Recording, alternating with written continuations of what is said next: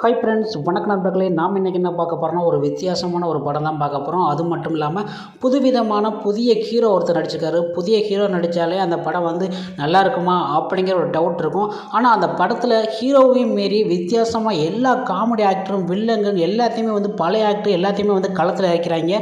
அந்த படம் தான் வந்து கொடை. கொடைனாலே கொடையை படிச்சுக்கிட்டு இருப்பாங்க அப்படின்னு கிடையாது. கொடைக்கானல் எடுத்த படம், அதுதான் வந்து கொடைன்னு வந்து சொல்லியிருக்காங்க. அந்த படத்தில் யார் யாரெல்லாம் நடிச்சிருக்கா அப்படின்னு முதல்ல நம்ம பார்க்கலாம். இந்த படத்தில் Singamuthu, Jeevitha, K R Vijaya old actor அவங்க நடிச்சிருக்காங்க. அது மட்டும் இல்லாமல் ரோபோ சங்கர், எம்எஸ் பாஸ்கர், நளினி, அப்புறம் நம்ம கர்ண மனோகர், ஆனந்த பாபு, நம்ம மறைந்த சூப்பரான அருமையான வில்லன் கதாபாத்திரத்தில் பக்கா வந்து இதில் வந்து ஒரு டிஃப்ரெண்ட்டான ஒரு கான்செப்டில் வந்து நடிச்சிருக்கிறாரு ஜி மாரிமுத்து. அப்புறம் வைஷ்ணவி, அஜய் ரத்னம் இவர் தான் வந்து இந்த படத்தில் வந்து மெயினான ஒரு வில்லன் நடிச்சிருக்கிறாரு. அப்புறம் போஸ் வெங்கட், அப்புறம் மனோகர், மீசை ராஜேந்திரன், கராத்தே ராஜா, கரண் சம்பந்த், சுவாமிநாதன். நம்ம படத்தில் வந்து ஒரு புதுசாக ஒரு ஹீரோ நடிச்சிருப்பான்னு சொன்னோம்ல, அவர் தான் வந்து கார்த்தி சிங்கா. இவர் தான் வந்து ஒரு டிஃப்ரெண்ட்டான ஒரு கான்செப்ட் நடிச்சிருக்காரு. நீங்கள் இந்த படம் வந்து பார்த்தாலே வந்து இந்த படத்தில் வந்து ஹீரோ நல்லா நடிச்சிருக்காரோ இல்லையோ, ஆனால் படத்தில் வந்து பார்த்திங்கன்னா இத்தனை ஒரு கேரக்டரை வந்து புதுசாக வந்து எல்லாத்தையும் இறக்கிருக்காங்கன்னா அந்த படம் எந்தளவுக்கு இருக்கும் அப்படிங்கிறத நம்ம இன்றைக்கி பார்க்குறோம். அதுக்கு முன்னாடி நீங்கள் நம்ம சேனல் புதுசுனா மறக்காம சேனலை சப்ஸ்கிரைப் பண்ணுங்கள், லைக் பண்ணுங்கள், ஷேர் பண்ணுங்கள். வாங்க வீடியோக்குள்ளே போகலாம். இந்த படத்தோட கதை என்னன்னா, படத்தில் வந்து ஸ்டார்டிங்கில் வந்து ஒரு நம்ம ஹீரோவை காமிக்கிறாங்க. ஹீரோவை காமிச்சோடனே ஹீரோ வந்து ஒரு பெரிய ஒரு பதவியில் இருப்பார் அப்படின்னு நம்ம எதிர்பார்த்துருப்போம். ஆல் டீசெண்டாக இருப்பார். அவர் என்ன பதவியில் வேலை பார்ப்பார் அப்படிங்கிறத நம்ம தொடர்ந்து பார்க்கலாம். முதல்ல வந்து ஒரு பெரிய இது எப்படின்னா ஃபயரிங் ஆஃபீஸர், நம்ம தீயணைப்புத்துறை மாதிரி வந்து சொல்லிக் கொடுக்குறது எப்படி அப்படின்னு சொல்லிட்டு ஹீரோயின் வராங்க. ஹீரோவுக்கு மாப்பிள்ளை யார் இருக்காருன்னா ரோபோ சங்கர் இருக்கார். எப்போயுமே ரோபோ சங்கர் மாமனார் மாப்பிள்ளைன்னா ஒரு டிஃப்ரெண்ட்டான ஒரு கான்செப்டாக இருக்கும். இந்த படத்தில் கதையும் அதே தான். ஹீரோ வந்து ஹீரோயினி வந்து லவ் பண்ணுறாரு. ஆனால் அவங்க வந்து சொல்லாமே இருக்கிறாரு. ஆனால் ஹீரோயினியை யாரெல்லாம் வந்து ப்ரப்போஸ் பண்ணுறாங்களோ அவங்க எல்லாமே மறுநாள் வந்து ஃபோன் நம்பர் வாங்கிட்டு மறுநாள் தங்கச்சின்றாங்க. இவர் அப்படியே வந்து ஷாக் ஆயிடுவார். என்னப்பா எப்போ பார்த்தாலும் எல்லாருமே தங்கச்சிக்கிறாங்களே அப்படின்ட்டு.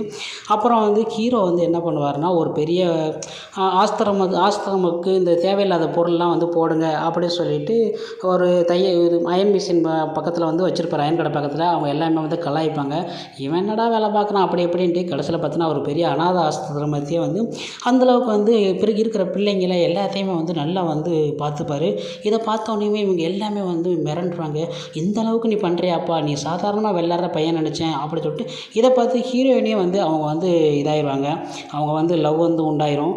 பட் அடுத்து என்ன நடக்கும்னா, ஒரு வில்ல கதாபாத்திரனாலே ஒரு டிஃப்ரெண்ட்டான ஒரு கான்செப்டில் கொடுத்துருப்பாங்க. இதில் எப்படி கொடுத்துருப்பாங்கன்னா, ஒரு 5 லட்சத்தை கொடுத்தனா வில்ல வந்து நமக்கு வந்து 25 லட்சம் கொடுப்பான். அந்த மாதிரி ஒரு கான்செப்ட் வந்து கொடுத்துருக்காங்க. அது எப்படிப்பா 25 லட்சம் அப்படின்னா, இது வந்து கருப்பு பணம் அந்த மாதிரி.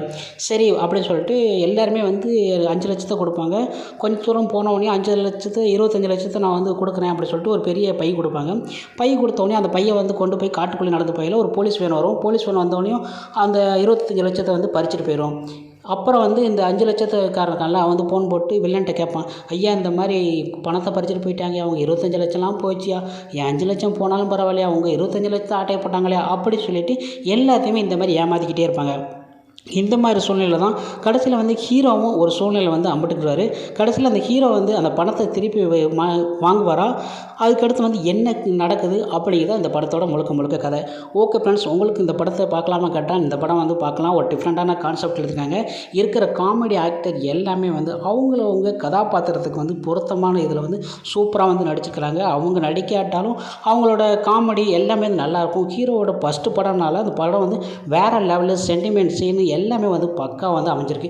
நீங்கள் கண்டிப்பாக ஃபேமிலியாக குடும்பத்தோடு பார்க்க வேண்டிய ஒரு சிறப்பான படம் கூட சொல்லலாம். ஓகே ஃப்ரெண்ட்ஸ், உங்களுக்கு நம்ம வீடியோ பிடிச்சா மறக்காம நம்ம சேனலை சப்ஸ்கிரைப் பண்ணுங்கள், லைக் பண்ணுங்கள், ஷேர் பண்ணுங்கள். நெக்ஸ்ட்டில் சந்திக்கலாம். பை.